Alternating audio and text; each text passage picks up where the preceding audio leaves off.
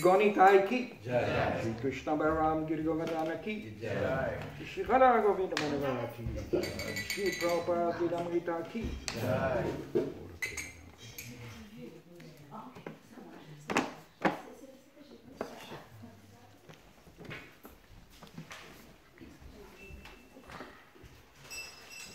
Om Namo Bhagavate Vasudevaya. Om Namo Bhagavate Vasudevaya.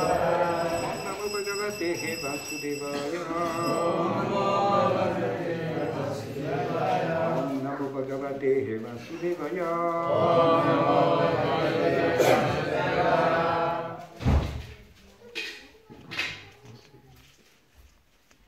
Speak both English and French. Qui parle pas l'anglais? Oui. Une personne, oui.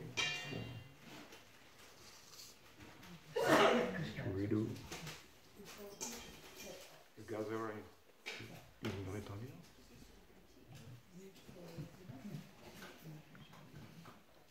Il y a quelqu'un d'autre qui ne comprend pas l'anglais? 1, 2, 3, 4.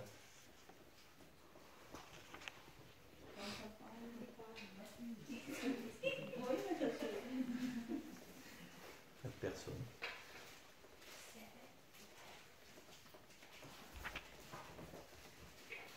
So the context is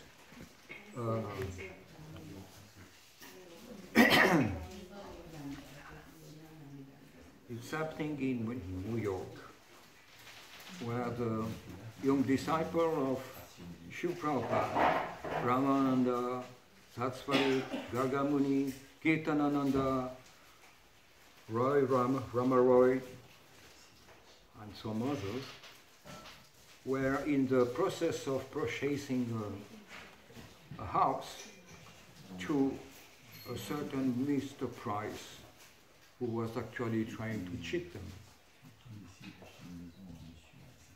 So Brahmananda was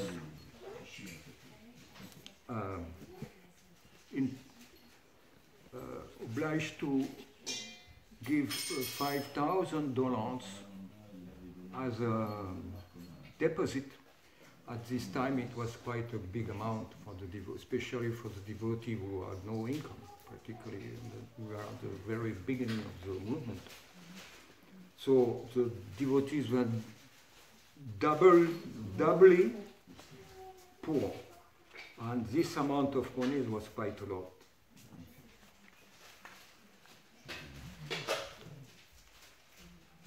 So Prabhupada learned about this loss and tried to get the money back.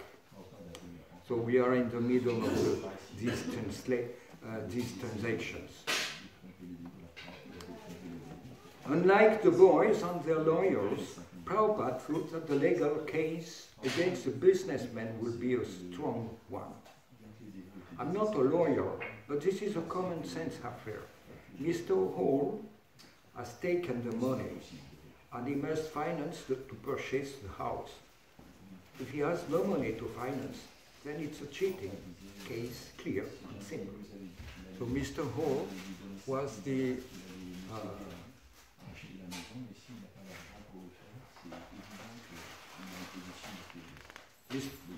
Mr. Price was the person who the devotee dealt with.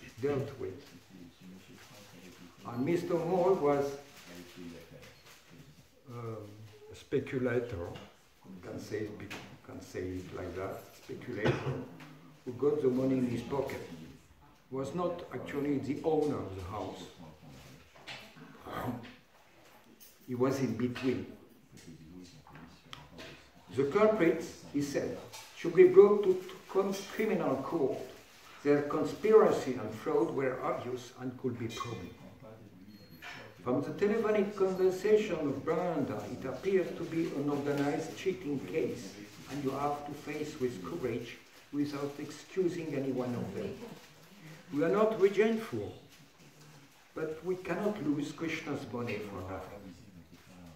The boys had already blundered so much that Prabhupada doubted whether they could tackle the cheaters, but he said they had to try. let's salve the house or return back the money. In default, there is a clear case of cheating. No, you can do as you like. Srila Prabhupada wrote the boy's lawyer relating the history of the case. He also wrote a letter to the financier, the owner, and Mr. Price, threatening to expose everything, including what he alone had seen. That the lawyer involved were also implicated. Brahmananda could barely understand what was going on, but it appeared that Swamiji was going to get results. The boys were fools, certainly, but the businessmen were certainly cheaters, and Swamiji claimed that he could prove it in a court. While admonishing his blundering disciple and going fiercely after the cheaters, Srila Prabhupada still remained the ultimate shelter for his foolish boys. In a letter to the 6th trustees of his New York branch, he shed transcendental light into their gloomy minds. Forget the chapter. Take it for granted that Krishna has taken away this money from you for your deliberate foolishness. In future, be very cautious and abide by the order of Krishna. If you abide by the order of Krishna, he can give you things that you may need. Be cheerful and chant Hare Krishna without any lamentation. As I have told you several times, that my Guru Maharaj used to say that this world is not a fit place for a gentleman. His version is corroborated by the following verse of Srimad Bhagavatam. It says like, Yasya asti bhagavati akinchana bhakti sarver gunais tatara samassate sura aroha bhaktasya kutum mahat guna manoratena satu bhavatu bahi. Translation. A person who is not in Krishna consciousness has no good qualification. However, so-called gentleman, one may be or academically educated, maybe, he is hovering over the mental plane, and therefore he must commit nuisance being influenced by the external energy. A person who, however, unflinching faith in the Supreme Personality of Godhead has all the good qualifications of the demigods. In other words, you should not keep your trust on so-called gentlemen of the world, however nicely dressed he may be. In the matter of discharging our mission of Krishna consciousness, we have to meet so many so-called gentlemen, but we must be very cautious for dealing with them as we are cautious in dealing with serpents. Now, more than ever, the boys in New York wanted Swamiji to come back. Although most of the talk in the temple was still about real estate, they were holding regular kirtan and lecture programs, and 2 new boys have joined. Jagurani had finished some new paintings of Lord Vishnu, which now hung in the temple, and she was waiting anxiously for Swamiji to come and see them. Some devotees had made the new speakers sit in the temple for Swamiji. They knew they were fools, but they asked him please to come back. He agreed. He set April 9 as the date for his return to New York, but meanwhile, he still had much to do in San Francisco.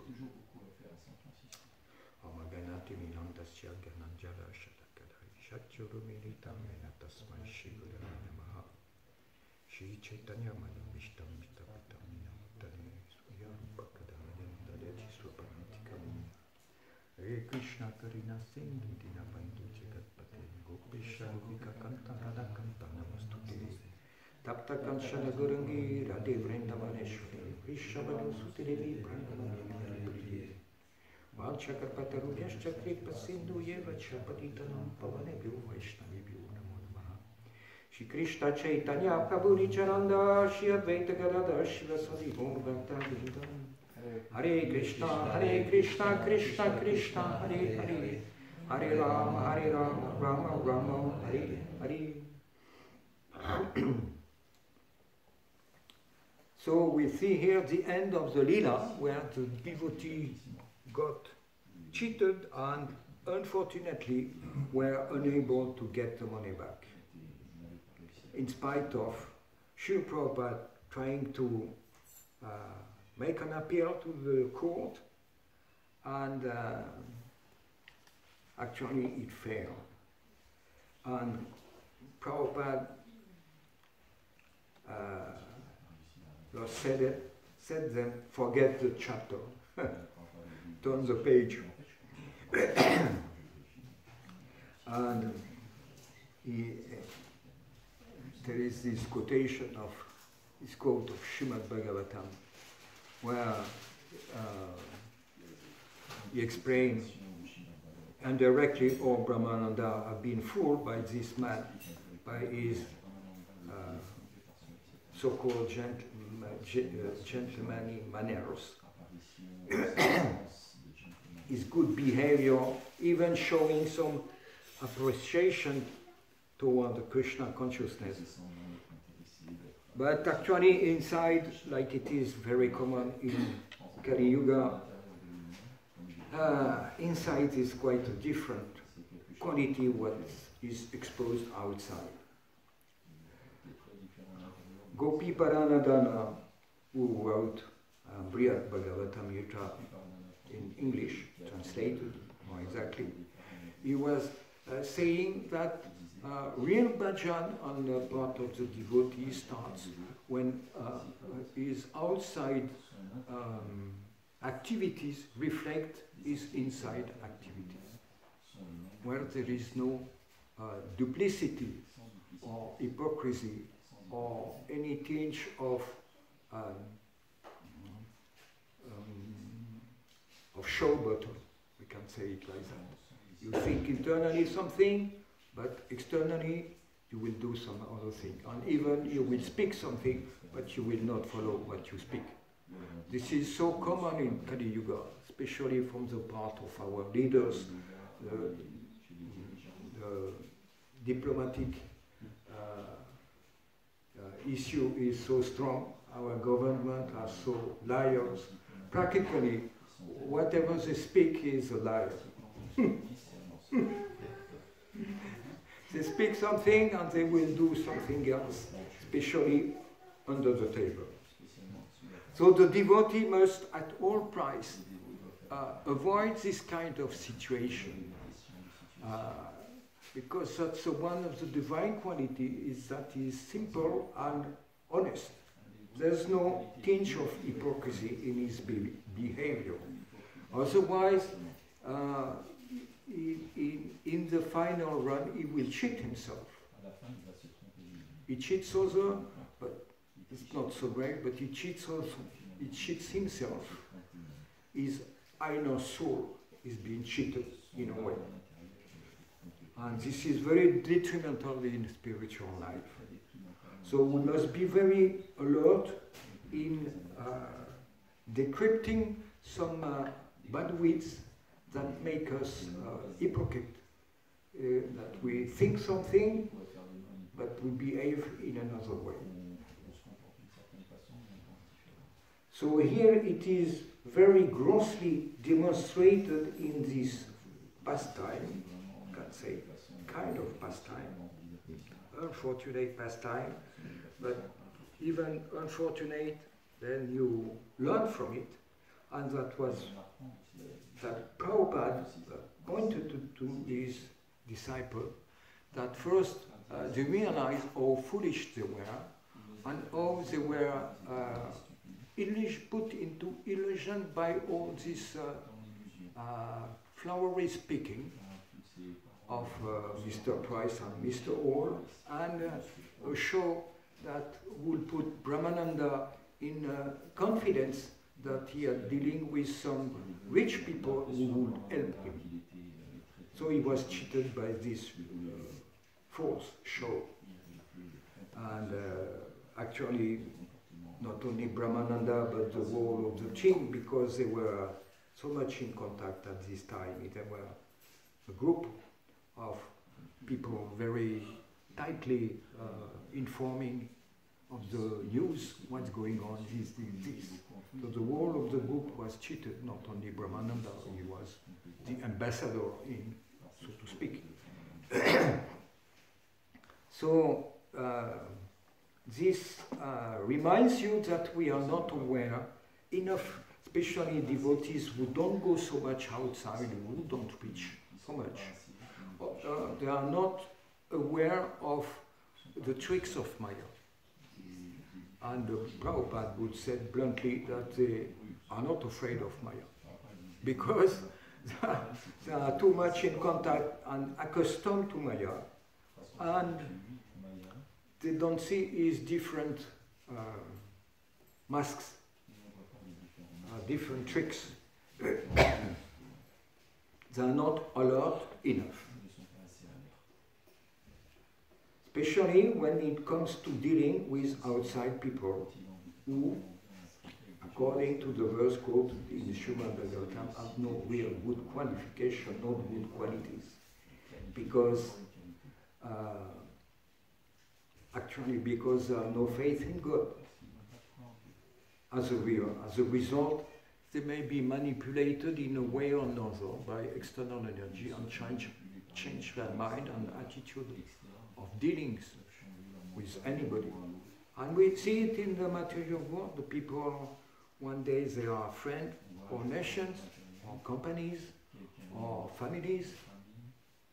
We see our relationships are evolving so much. One day they are friends, and another day they become enemy. It goes on couples relationship, become a so-called husband, so-called wife. In between companies, in between countries, in between people of the same race, but we are manipulated and they fight in between, let's say, like we see now in Ukraine and the Russian. These are Slavic people, maybe from the same background. But in a way, they are manipulated.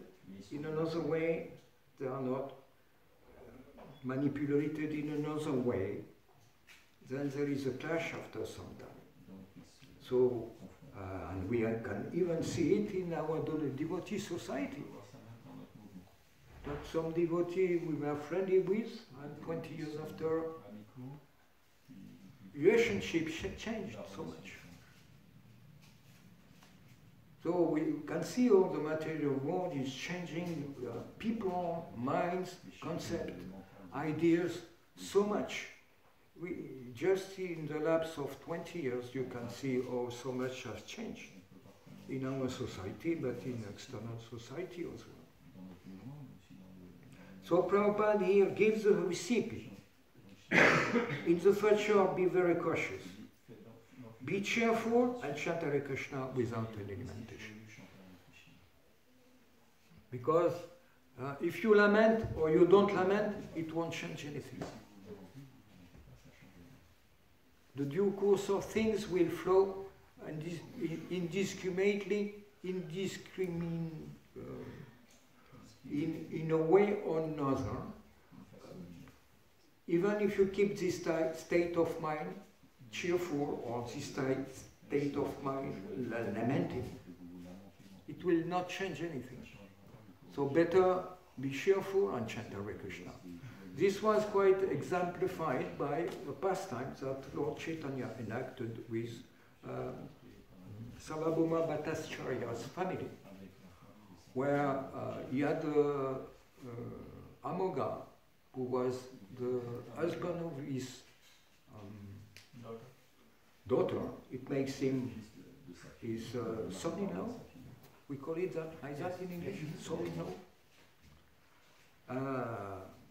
The problem with this Amoga was that he was envious of Lord Krishna, specifically Lord Chaitanya, and criticized him because he was eating a lot and eating sweets, and like Ramachandra Khan also was criticizing Also Chaitanya Mahaprabhu for eating too much and specifically sweets.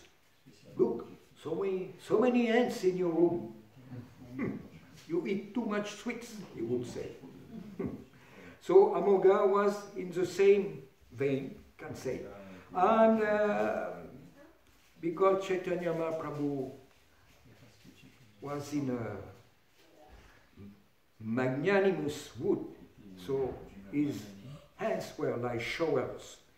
He would feed his devotees and himself as well with a heap of rice, like it is customary in Bengal. Big amount of rice. Monte, dal, little, sabji, little, sweets, little, big amount of rice. That was the system. Even now, but especially at this time, you would feed people with a big amount of rice.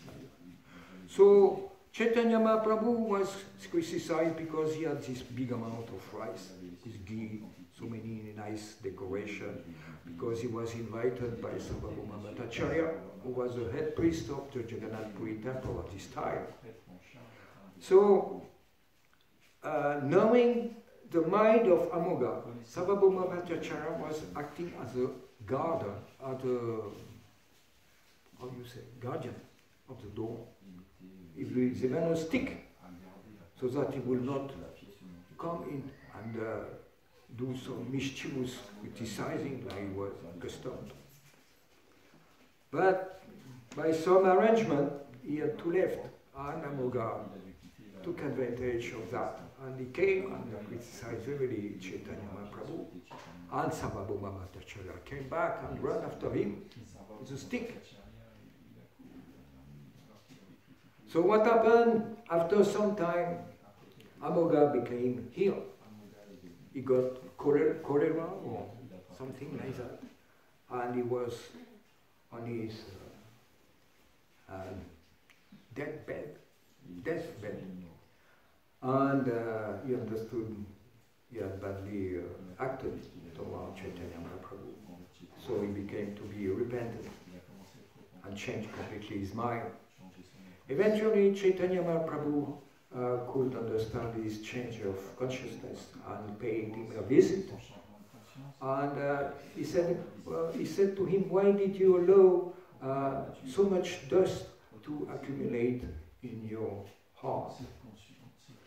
You should take care of it and not let this impurity accumulate in your mind."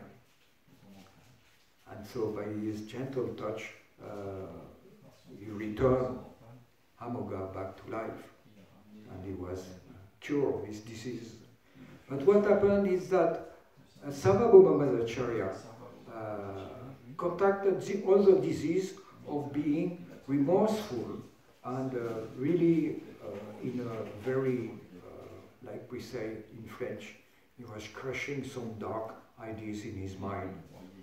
And he was lamenting for having such a bad son-in-law in his family, like a black sheep in his family. So he was very concerned by that, so much that he became sad, and he became affected by that.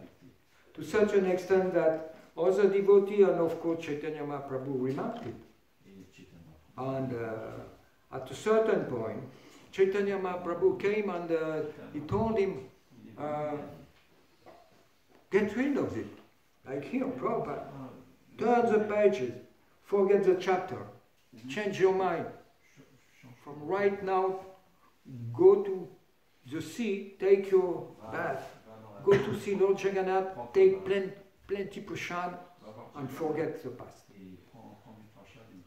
So Chaitanya Mahaprabhu was in this mood that when sometimes the mind becomes tricky, and sometimes people get cheated by the mind to the point of committing suicide, it's very commonly happens that you stay in a whirlpool of thinking about black things and thinking about death, about you have difficulty to get out of it. You become entrapped by the mind. So devotees have to be alert that, like we said so many times, Prabhupada said we are not the body, but most subtly we are not the mind also. The mind, mana shastin indriyani prakritis tanikarshati. The mind is considered like a sixth sense. It's a sense. It is material. It is a subtle sense. It's like the capital of the other five senses. But it's a sense also, and as such it can be curved, it can be dressed, it can be tamed, it can be little by little, like a wild horse. It can be, it can become your friend. But when you start in the conditioned life, it's your enemy mostly. Most of the time it's your enemy. So what our tendency to think about, to contemplate things, we have to be alert of what, not to let some dust or bad weeds mixed up with our aim, which is to love Krishna. We have to remember that our aim is reconnect with Krishna and love him, rediscover our loving relationship with him. So the mind, for that, have to be trained in such a way that it becomes our friend and Krishna's friend as well. And most of the time in our conditional state, we are taming him so that it becomes our friend. It's like a horse, wild horse.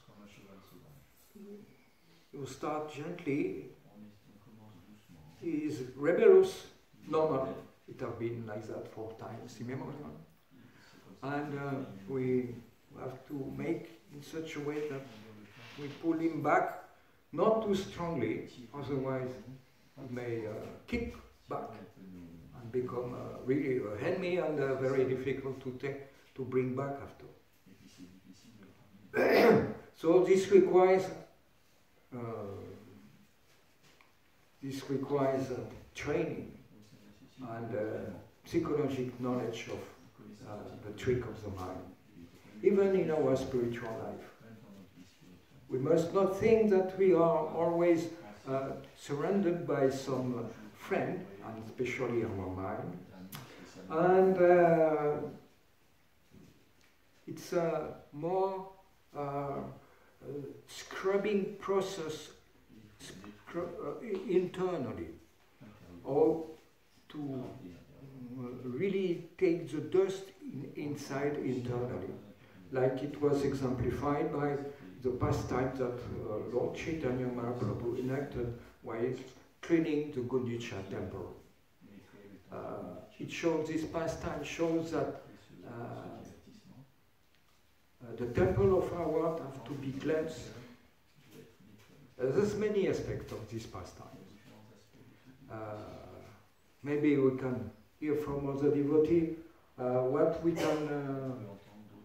what lesson we learn from this Gundicha pastime. You know Gundicha pastime? No? Some of you know?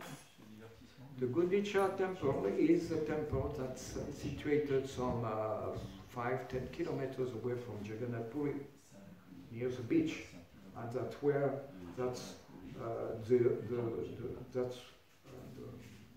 when there is this Ratha festival, the chant goes from Jagannath Puri's temple toward Gundicha, which is considered to be the Vrindavan replica in Jagannath Puri. Over there, Lord Jagannath stays for 1 week or something. Then is another pastime, then he comes back to his original show. So this Gundicha temple was like a big garden and a small gentle temple in comparison with Jagannath Puri.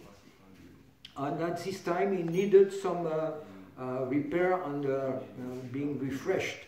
So Chaitanya Mahaprabhu enacted this pastime of gathering all the people, the devotees around him, asked the superintendent of Jagannath Puri's time to deliver some pots for transporting water, some brooms, all kinds of stuff for cleaning and scrubbing very deeply this Gundicha temple. That was even, there was no kasher or hose pressure water at this time. So the devotee took the water from the Indradyumna's lake, which is beside, and there was a chain, like old times bombers would do to extinguish fire, but here it was to extinguish the fire of material existence by cleaning our impurities and the impurities that were indebted in the stone of the Gundicha temple. So the devotee was scratching very deeply in the cracks everywhere and splashing water like anything. This pastime also shows us that this thoroughly cleansing has to be done in the company of other devotees. So the company of other devotees becomes quite compulsory at a certain time of our spiritual life, because like a mirror reflecting our anarthas. Especially when you're in temple, you have some pressure, so many things to do, this not to do, this to do. Sometimes devotees are little like that. Krishna gives pressure, yes, but what's inside? If you press an orange, some juice should go. But when you are pressured, there is some juice, but also you see there is also some dirty things going out. Then you realize it's not internally so much orange juice. There is some bad stuff. So you have to work on that. And this happens when you are under the pressure of devotional service in the temple and the devotees as well. So in the Vedic bhakti, the regulated bhakti that we are trained to, this is more or less what we have to expect one day on another, or one life or another. If we are a little slack, or if we postpone things, I'll do later, yes, I know this, put aside, yeah, I have many things to do. Yeah. But then Krishna comes again with a cold plate again, yeah. Yes, this. You have to do. You cannot reach spiritual world without any endeavor and straining ourselves to do one day or another. We can't escape. What is to be done, Krishna will give us to accomplish in due course of time, be it in a short time or a long time. Spiritual life is like, there is a price to pay, and if you put some little money aside, it is always good, but maybe you should make an endeavor to have a good amount to pay the ticket. So this requires also honesty. Really, what we can do, what's in our possession and what we can acquire. Because sometimes we put ourselves some targets or aims that are too much difficult. This is another trick of Maya, to have some targets that are too far out, too difficult to accomplish, and that may hamper the development of our devotional kripa. It is said in I don't know, it's Bhakti Rasamrita Sindhu, that to endeavor for big things, too difficult to attain, For example, too much money or too a high position or too much construction. Or if it lasts, it may destroy your bhakti latapich, the spirit of your devotion. I have personal experience that we at a certain time we were and there was so much for a big temple in Hermonville, where it was a big castle and there was big restructuration, big costly on dit des travaux. Works. Hein? Works. Works. Works. Renovation. Travaux de réfection. Renovation. Too much renovation and work to do. And so costly were so the devotees in Sankirtan were quietly whipped to bring some money, and also that we distributed books. It was a good thing, but the pressure was on the financial side. And it was a little detrimental for our spiritual life, and eventually Krishna arranged a system so that all this endeavor were ruined. And we had to start particularly again from zero. Recollect for a new Mayapur project, re-establish what Krishna and the Srila Prabhupada had given us. It was a big, because our endeavor, this temple was too much for our yatra. There was only the devotees, and there was not enough background, or member life, or Indian community, or people working aside. So the devotees were more or less alone at this time. And the endeavor and the financial endeavor was too much on their shoulder. It's not a good thing. When we are supposed to be only spiritual activities, and then when we have too much financial burden, specifically, then the aim of the mission becomes slightly twisted.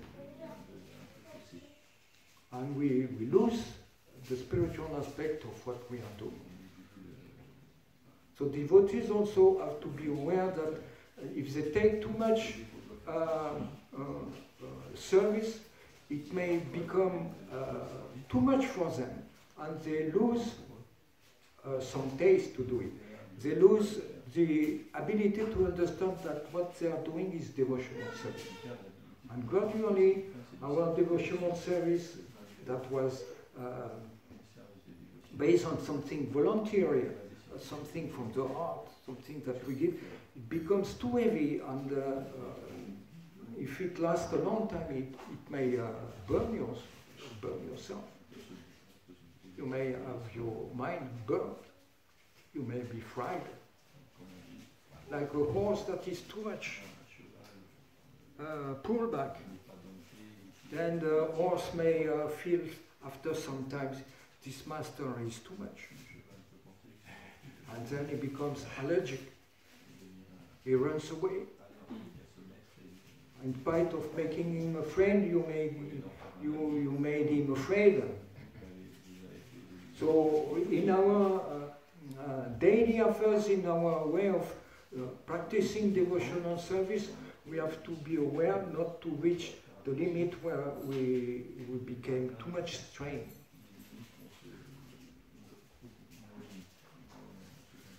Otherwise, we may get away from devotional service, and what will be the result that to come back will be more difficult. So sometime in devotional life we have to adjust the limit and be expert in what we can do and what is a lack of endeavor and what is too much. We have to be in between, and sometimes our God brothers, they can help us quite a lot in that, the spiritual master as well, but sometimes and frequently the spiritual master is not right beside us.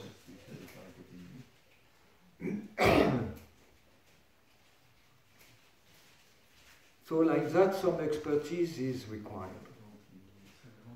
So in devotional activities, and as well, like here, we have this sad case where the devotees, because of lacking experience in dealing with money and acquiring property, they lose their time and money for a certain time. There may be some comments or some question about this beginning, this lila from the very beginning.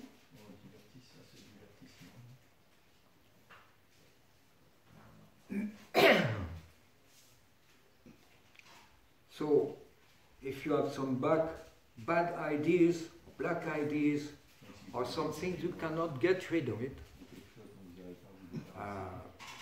consult with others, and they will give you this advice. Forget the chapter.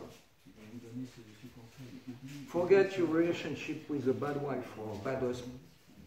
Forget this job with a dictatorial master or superior, or with a nasty activity you are accustomed to. Get rid of it. It may be hurtful for a moment, but the mind will adapt.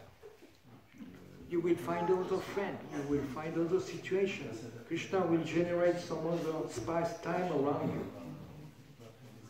We have to make some adjustment in our spiritual life if you want to. It may look some like material arrangement, but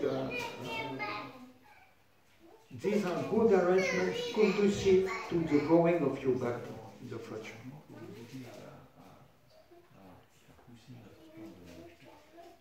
Shri Prabhupada Lilamrita ki, Shri Prabhupada ki, Gaura Premananda. Thank you for your kind attention. Jai Krishna.